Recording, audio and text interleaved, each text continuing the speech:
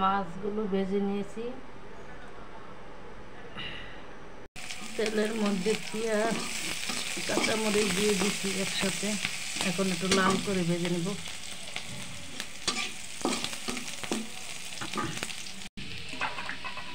এখন কচুর ছড়ি দিয়ে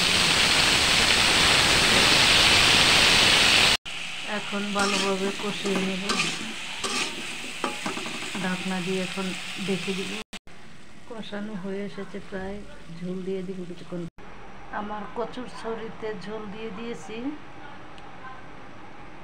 এখন ভালোভাবে জাল করে রান্না করে নেব।